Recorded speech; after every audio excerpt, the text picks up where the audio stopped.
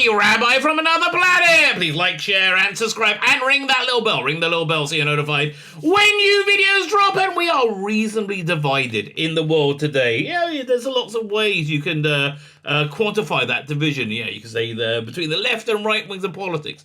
Nah, that's not true at all. Between those informed and those uninformed, that's a little bit more accurate. But I think the real division is this, between those who have some form of moral value and those who don't, right? So weirdly enough, the Jodie Whittaker of Doctor Who really appealed to people with no form of moral value whatsoever, which is why I think they were very, very strident in saying how moral they were and how immoral anybody was that didn't love Jodie Whittaker's Doctor Who. The only reason anybody wouldn't like Jodie Whittaker's Doctor Who is because they're immoral. Look, the truth is this. When somebody's judging you, they're really judging themselves, right? If somebody is really talking about themselves, right? So if they wouldn't like something for the worst reason possible, they just assume that you're the same, right? Yeah, they don't understand being like normal or decent, right? They really genuinely don't understand that. So, there's a lot of these people clumped in the media, right? Now, how can we tell they have no moral value whatsoever? Oh, other than they're in the media. That's a bit of a big giveaway. But it's the way that they're tripping over their feet right now to trash Chris Chibnall without saying, oh, but of course we've got to be nice to him, but basically to trash Chris Chibnall in an effort to fawn over Russell T Davies, which is what I think I'm going to call this video, something along those lines. So this is, I'm not sure if I've done this article before, by the way, right? It's getting all meshed up in my head right now. I might have gone over this article before. It seemed vaguely familiar in parts. I might be wrong, right? It's a whole different commentary now. Okay, I've gone over it before, but it's essentially that. It's the media fawning over Rusty Davies and kind of being forced to say, oh yeah, the Chris Chibnall was awful, was absolutely awful, which I'm finding quite amusing, right? And so that's the point of this video. It's from my live stream last night. I recorded on November the 17th. Today's November the 18th. There's a new companion being announced tonight. I will not know. I will not know who he is, or who she is, I should say. I don't know. He, she, what could be anything. I could go either way with this.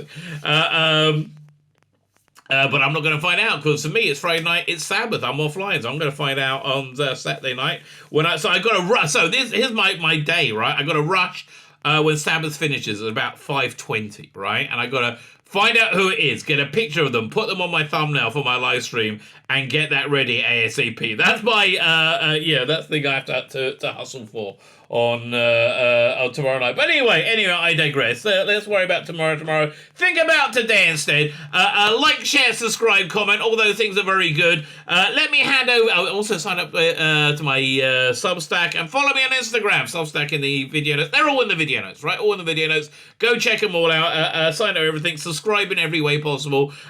Send me your family jewels. All those things are fantastic, right? Like, share, subscribe, comment. All those things are fantastic. Now let me hand over to me from last night. 10 ways Russell T Davies will save Doctor Who. From what? You said it was better than ever. You said it was fantastic double dosing. What's going on? You weren't being 100% honest? Really? Really? I think you might be full of shit, mate. Tell him. Fine. Let's have a look. Where are we at there?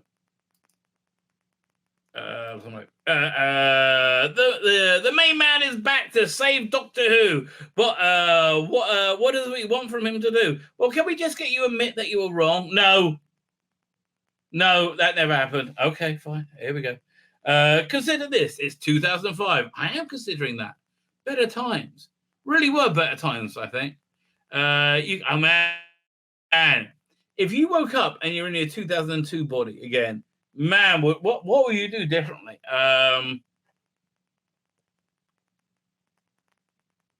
2005. That's basically when I moved to Israel. I'll buy Bitcoin, I guess. That's what I would do.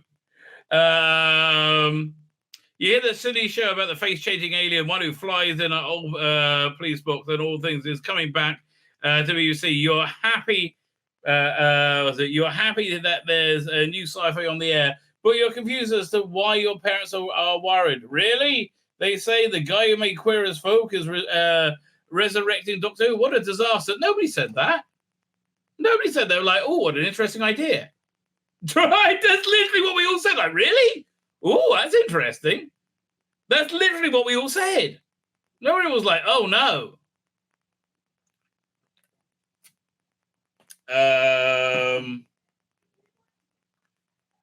In every revival or reimagining, there are those who are worried about what's to come. This often happens with Doctor Who itself. When Stephen Moffat took the reins from Rusty Davies, people decry the idea that another showrunner could ever hold a candle. No, I disagree. I like the Moffat years, quite frankly. Ever hold a candle to predecessors? I mean, I know. Who would I prefer, Moffat or Rusty Davies? When Moffat was on, Moffat was perfect, right? Matt Smith season 1, pretty much perfect Doctor Who. Yeah, what a variety of great stories with one single voice, right? They didn't maintain that for this second season or his third, but third they had some highs in that. But the things like real highs were like Love and Stone, Time of the Angel story. That was incredible. I think that was the first thing he filmed as well. That energy was fantastic. The opening with River Song. There's incredible energy to that. I think it's some of the best Doctor Who. Right, and I think Capaldi was perfect as well. It's a shame he only had one season to really shine, in my opinion. Some of this. People describe the idea of the showrunner, but ever predecessor. But more often than not, these worries are up for naught. Well, then I'm getting Chris Chibnall, and we're all a bit worried now, then, aren't we? And now we come full circle. Now they return to the children return to their parents. What was that thing that Davros said in Resurrection of the Daleks? It is Resurrection, isn't it? Yeah, I think so. Well, that's how the child returns to the parents and to fix the problem. Oh, something along those lines. Oh, look, it's Dirty Den. Who successfully revived the show in 2005 is returning in 2023 to breathe new life into the franchise, which admittedly started to feel stale during Jodie Whittaker and Chris Chibnall. Stale? I mean, stale is one word. Rancid is another. Maggot-infested. Zombie fodder, right? Yes. Less appealing than a bucket of poo, right? Yeah, basically, yes. That sort of style. But with RTD at the helm, the future of Doctor Who looks brighter than ever. Yay! We're saved! And here come some of the ways he can restore Doctor Who to the pop culture juggernaut it deserves to be. Oh, let's hear that. Let's hear what they are. Let me count the ways. Familiar faces. Well, listen, this is apparently how it all started. Like David Tennant and Catherine Tate. Well, actually, Catherine Tate. He suggested Catherine Tate wouldn't be fun to do it again, thinking that she suggested him wouldn't be fun to do it again. And they said, oh, yes! And then she asked David, said, David, do you want to do more? He said, oh, well, go on then. Okay, I'll do more. Why not? Yeah, it's okay, I'll do more. Or we didn't say it in the London accent. So they said, oh, go on then, I'll do more. I can't do a Scottish accent, right? You see there's a stage starts in a week from now. That's exciting. I like stage. But yeah, so, and that was before the idea of it continuing and shooting coming on, right? And we're not going to hear the continuation of that story for 2 months. We've got to do the Christmas DWM and then the January one. January one. He gives us the next bit, right? He must have some announcements timed and stuff. I'm just looking forward to seeing shooting costume, right? That's what I want to see right now. Shooting in costume. That for me, that will make me feel much more comfortable. I hope, right? I don't know. Look, the Chris Eccleston costume, when I saw it, I was like, what? What's he wearing? Hello, Daisy. How you doing, darling? He just came to say hello. Hello, Daisy. Come and say hello. Hello, my darling. Oh, you're a good doggy. Daisy's a good doggy. You're a good doggy. Oh, she's so snuggly. So again, she take my wife's place in the bed while She's been away. She's good. She's good at an early morning snuggle, right? She comes over, puts her little face on mine. I'm like, oh, Daisy, you're so cute. And yes, I am, aren't I? She's gone. Off she goes. Anyway, where are we up to? So that's how David Tennant came first. But the chicken came before the egg in this case. It's now old news. David Tennant and Catherine Tate will be returning to Doctor Who, but Tennant already having appeared in the one final episode of Jodie Whittaker's run. Appeared. Yeah, she regenerated into him as the 14th Doctor. The task that Chibnall's so full of shit, right? He's like, oh, now I see what you're doing. I made it very convenient for you. How? Oh. I don't bloody know. I don't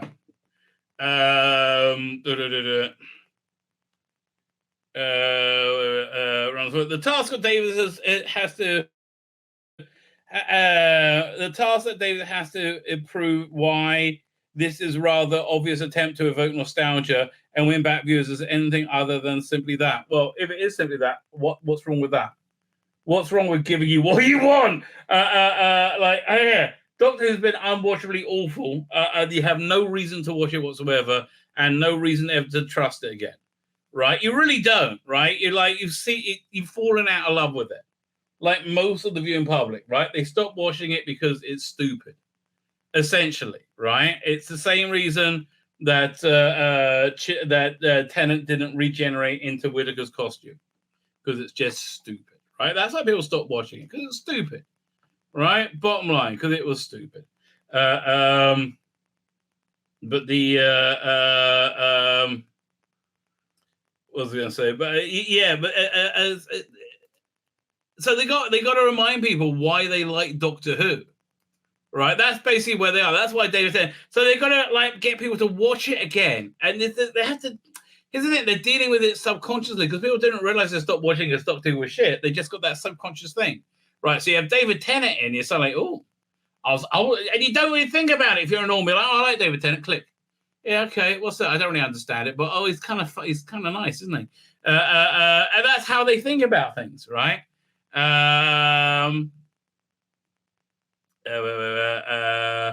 Did the Doctor choose this face for a specific reason? He said yes, right? As was the case with the 12th Doctor reusing Capaldi's attack eyebrows. No, that was just the excuse they used to use Capaldi.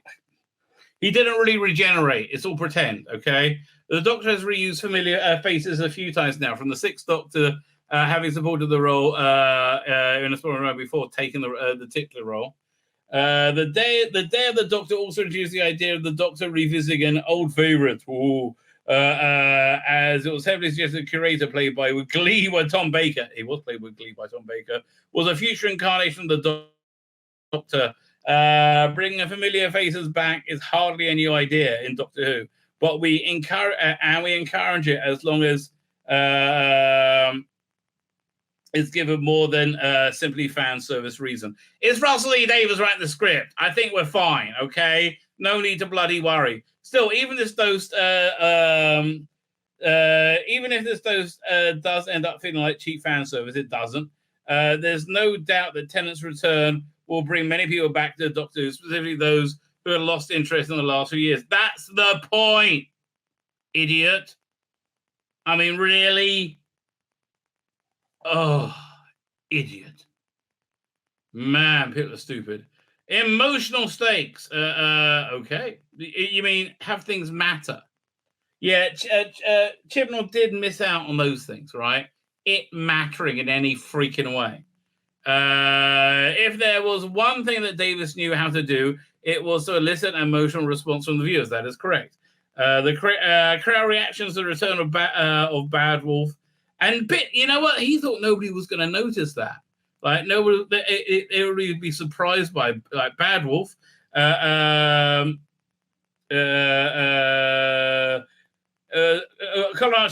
just said, I did wonder if he might have regenerated the Lieutenant again because he has unfinished business with Donna. We'll find. There's going to be some, in story reason. Again, it's Russell Davies is one of the best script writers in the world. I mean, he's at the top of the game, at the top of his profession, right? I expect professional level scripts, right, which would explain these problems, right? I don't expect that from Chibnall because we didn't have professional level scripts, right? That's why I'm so confident. I'm like, am I confident the script will be of professional quality? Yes, I am confident of that. I'll be surprised if it's not of professional quality, right? Because just as I said, I'm always surprised when Chris Chibnall scripts weren't. I'm like, this was going out on TV and people were watching it. Like, what were you thinking, mate? Like, genuinely, what were you thinking? This is insane.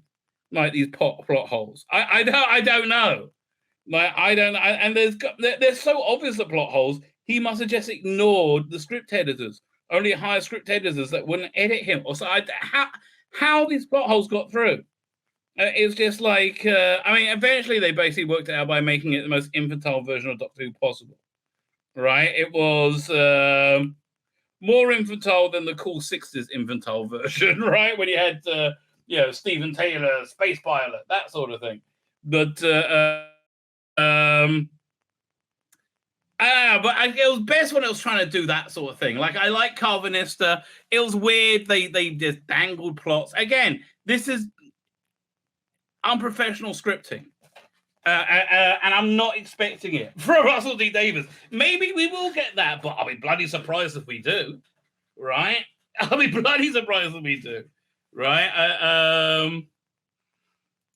Have to wait and see, I guess. It'll be a year. Anyway, so the Crown acts the return of Bad Wolf, or ruining every single piece of joy we've ever had, as we suddenly realize why there's never been a human Time Lord meta crisis before.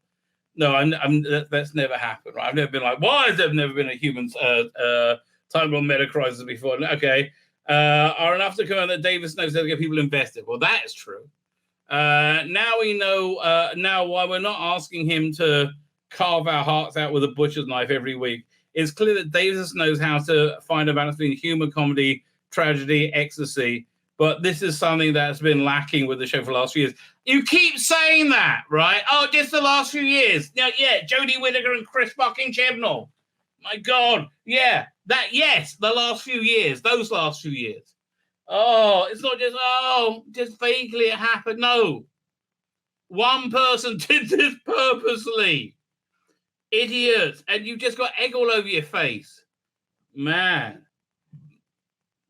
I don't know. During the Chibnall era, the balance was off. Well, that's true. Like many of the 13th Doctor stories, they either rely too heavily on one aspect or badly offered enough already, other than a twist ending. They didn't offer anything.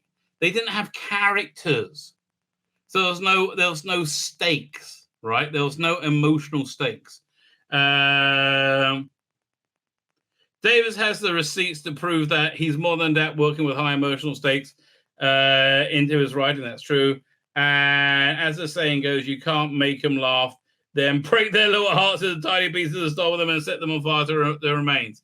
And he said he wants it to be scary, which I find really interesting, right?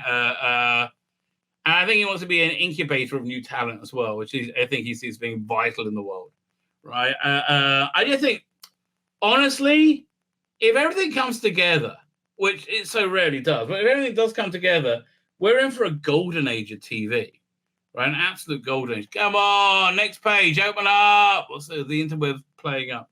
Come on, you can do it. You can do it. Oh, you can't do it. Oh, there we go. All the strange creatures. Oh, a bit of Murray Gold, right? A bit of Murray Gold. Oh, man. Murray Gold's great. Right, Murray Gold is just fantastic. Let us be very clear. Segun Akinola brought majesty and beauty, a maturity and a spirit to the score for the 13th. No, none of those things happened. No, none of those things happened. Right? No. There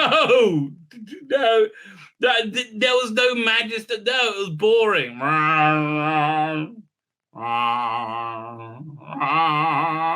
was it. That was a whole.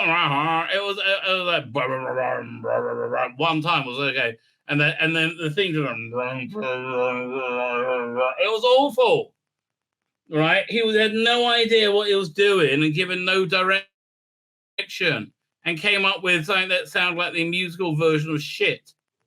It was muddy nonsense. Murray Gold made lyrical masterpieces. Oh, the things that make your heart dance.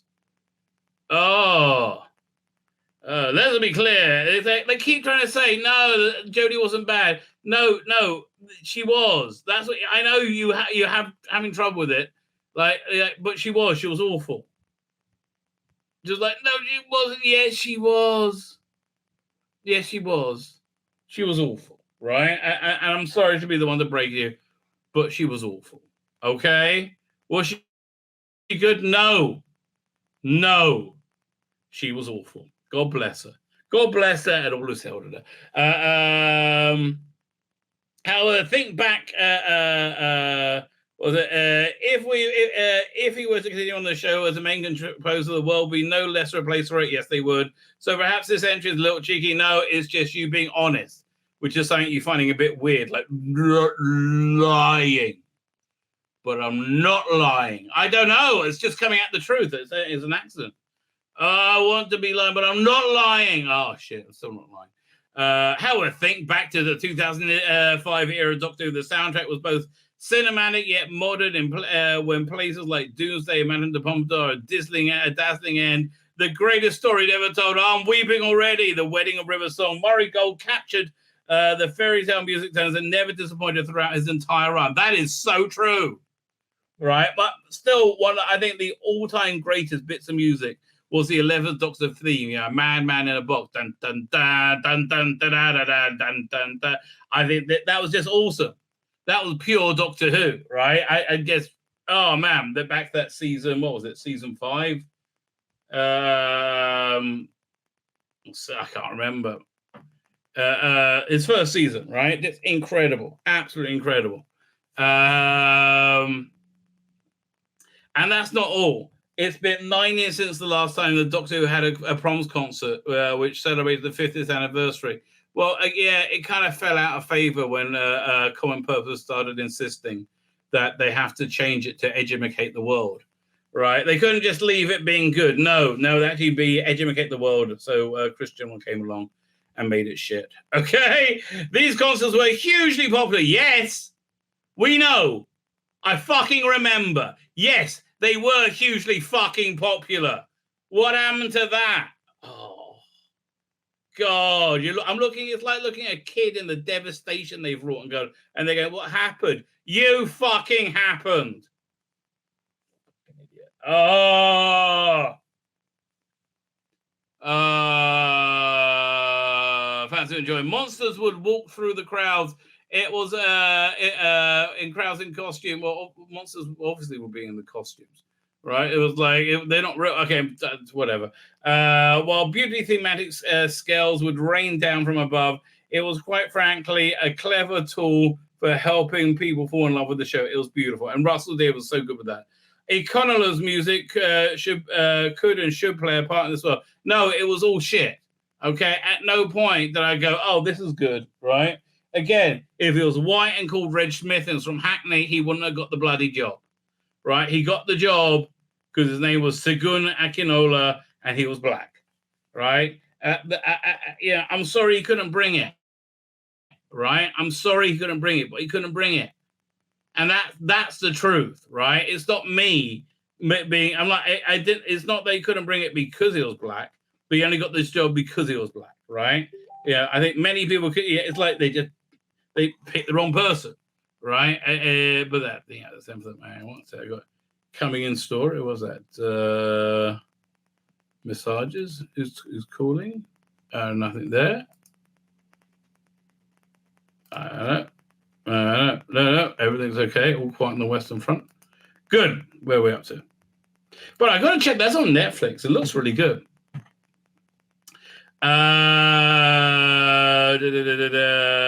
So if Davies can push for return of these concerts, and and even reached out to bring Gold back to the show, which it desperately needs. I'm surprised he hasn't been announced yet. Then it would also go a long way towards solidifying Doctor Who's place in the Digest once again. I agree. The music is really, really, really central, right? That music was incredible. It's Chuck there from 20 episodes of TV that are practically flawless. Okay. I don't remember anything on Better Call Saul being practically flawless till we got to like the last year or so. So after Chuck was finished. Oh, come on. Next page. Come on, you can do it. Is it crapping out? We're only at number 8. Come on, man. Come on, we can do this. I should have clicked next page like half an hour ago. That would have certainly helped. Come on, I'm going to click it again. That sometimes does the trick. The first time you go, what, really? What? I don't know. The second time they go, I better do it. He's clicked it again. There you go. Look at that. It actually worked. Sort it out. I want to see the picture of Crash Bang Wallop. Again, best Crash Bang Wallop, I would say, what's the game? Flesh and Stone or Time with the Angels. Give me a waiting for the picture. I guess we'll have a picture soon. Very on in this writer's career. Davies' era of Doctor Who was described as Crash Bang Wallop. By this, the reviewer, it felt that there were so many explosions that the show was in danger of combusting at any time, threatening to explode out of the TV into our living rooms. Well, okay, this is the 2005 Doctor Who, right? It had the same vibe as Marvel Comics, at its best in the day, all right?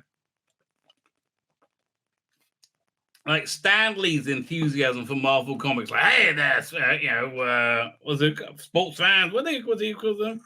Excelsior, right? It was like, the bullpen went, they're just so excited about everything, and you're just so on board with it. And the same with Rusty Davies, and his excitement feels genuine, right?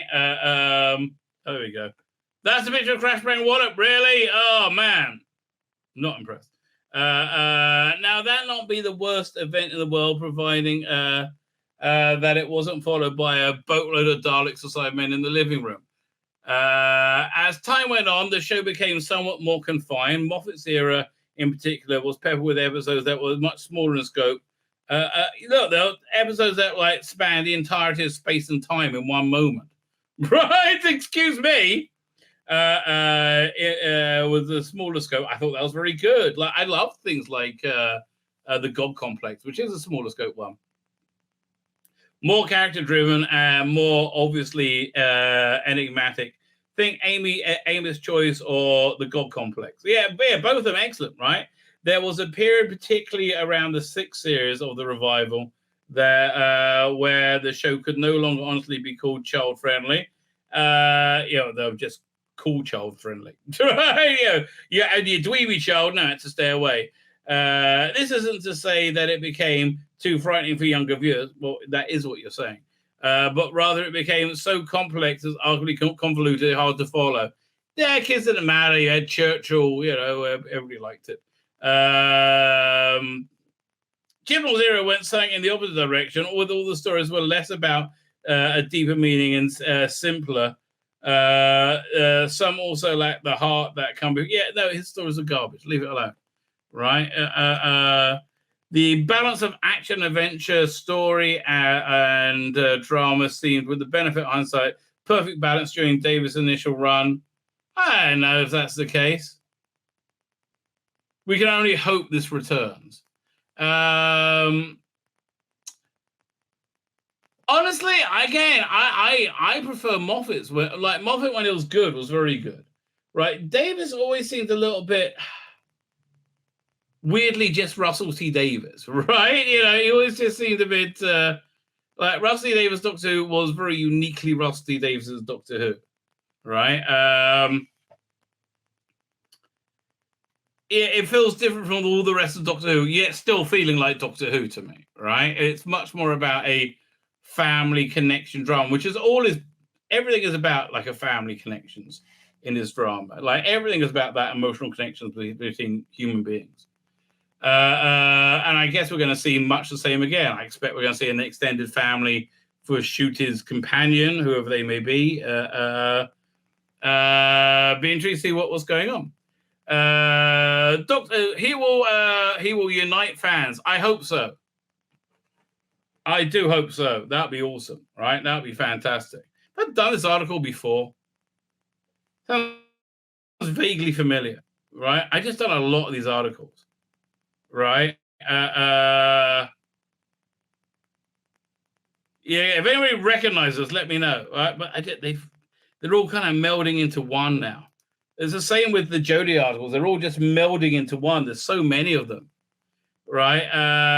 In 1963, a strange Wisdom-type man whisked a couple of teachers away with his granddaughter in a police box. In 2005, most people had no idea what a police box was. This writer included. Yet, okay, stop putting yourself in this. Yet, an equally wizard-type man, this time in the shape of Rusty Davies, has opened up the blue doors to show, and the show enjoyed a popularity it never seen before. Again, I would say that's much more during the Moffat years, right? I mean, like, the idea that blueness of the blue doors of the TARDIS, that seemed much more. I mean, you got that Amy Pond, right, talking about the TARDIS being the bluest blue you could ever think of, right? And it really, like, I never thought of it like that way, but that is very vibrantly Doctor Who, right? To celebrate the contribution of Moffat and Chibnall, we'll not celebrate the contribution of Chibnall. We'll also celebrate Chibnall stuff was garbage. Will you stop? Everything you say, oh yeah, the last few years, recently, last few years, there hasn't been that go, yeah, no, that's Chibnall. Stop. They took the foundation that Davies laid down and built on it, adding the show's already rich lore. No, Chibnall destroyed it. Right? Stop. They're not the same. I understand that means you're wrong. God, and that's the problem about it. Like, I don't want to be wrong. Well, you are, but I don't want to be. Well, you are. Don't want to be.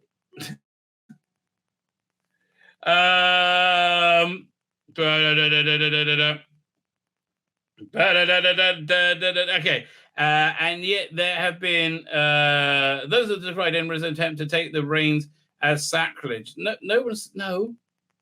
Something that's hardly new. There have already been so many showrunners from the moment Matt Smith's 11th Doctor took control of the TARDIS. There were those clamoring for Rusty Davies.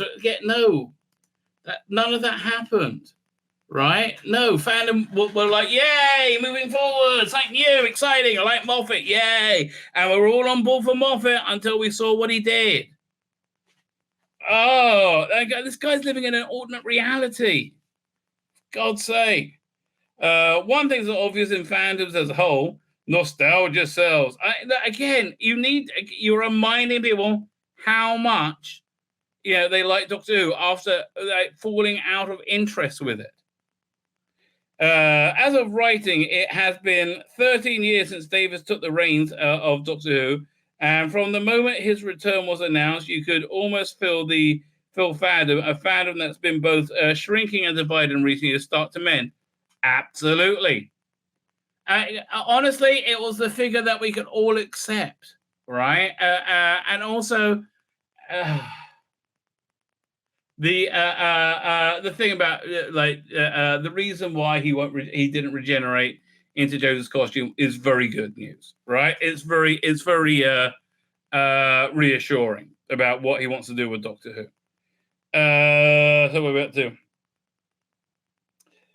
The men. There's also those who joined the Fawn after Davies' departure, who's only ever heard about his tenure. I tell you, his was awesome, right? It was so much fun with the audience. Overall, RTD's name alone is going to bring levels of attention to Doctor Who that hasn't seen for quite some time. Well, that's very true. But that's not about mending fandom, is it? That's just, just because he's very famous for being very good at his job, essentially. Yeah, but obviously, again, his return, it's not just people are interested because it's Rusty Davies. It's because Rusty Davies is making it interesting again, right? Like, he's really, the reason why I feel like all news has dried up is because it just turned back to what it's like normally now, right? Like there isn't like this constant like, and now this is happening. Da, da, da. I mean, the last thing was it Miriam Margulis, who I'm not really. Oh man, I got for Miriam Margulis in my video tomorrow when I go over that news story. There we go. The backing of the House of Mouse. So a lot of people have this as a lot of people worried, right? Doctor Who fandom exploded recently when the news broke that the silly little foam. Okay, will you stop with that silly little foam show? There's some confusion of the final points of the deal. We don't know that yet. Around 50 million subscribers, 106 countries. Yeah, I don't know. Why isn't everything rolled out like Disney Plus? Like HBO Max, where are you? Like, I don't understand why everything's not rolled out there. But yeah, look, they want to make it into a global brand. I think it's not good news. Cinematic universe, no. They're going to have like a shared universe, but it won't be cinematic. But yeah, no, that's obviously the plan, right? That is obviously the plan. Man, I just got a message on LinkedIn. Who contacts me on LinkedIn? Davies better now than he was in 2005. That is very true. That is indeed very true. More consistent stream of episodes. Yes. Yeah. Again, BBC did not treat it well, right? Marketing campaign that actually celebrates the show.